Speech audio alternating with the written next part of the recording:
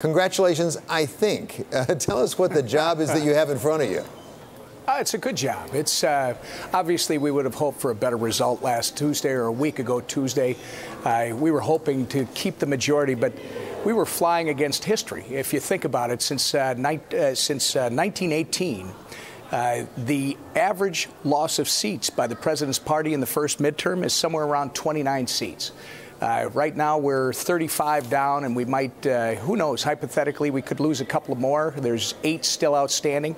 So you're talking about somewhere around 35 to 39 seats. And what it means is in 2 years to win back the majority, we're going to have to win back roughly 15, 16 seats. So it's a challenge, but it's a very achievable challenge. And Congressman, does the path to that run through the suburbs? Because we just we'll put it back up, a map of your home state of Minnesota. And if you look at which switched in the Congress in Minnesota, there seems to be a pattern that I think was replicated largely throughout the country, which is the Democrats, when they took over a House, it was in the suburbs, and the Republicans, when they either held or took over a seat, it was in more rural areas. We had Mr. McCarthy just today, I think it was, say that he really needs to fix the problem in the suburbs. Is that high on your list?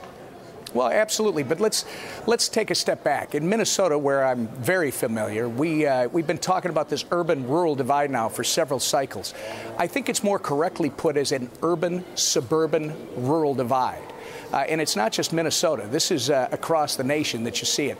In Minnesota, though, since you picked that example, the Minnesota State House actually flipped to Democrat control as well last Tuesday night. Now, interestingly, the Democrats that ran for the State House in the suburbs in Minnesota ran on a Republican message. So it's going to be interesting to see how they govern if they're not going to stay consistent with that message. At a federal level, I think you just got to take your hats off to the Democrats because, one, they recruited great candidates based on resume all across the country. They found the candidate that they wanted that fit the resume that they were looking for.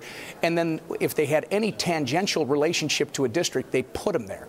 And then they supported them with a lot of money. A lot of campaign money came in. I mean, just the 2 seats in Minnesota that flipped, Minnesota's 3rd Congressional District, where we're losing one of the best congressmen we've ever had, Eric Paulson, and Minnesota's 2nd, where we're losing Jason Lewis.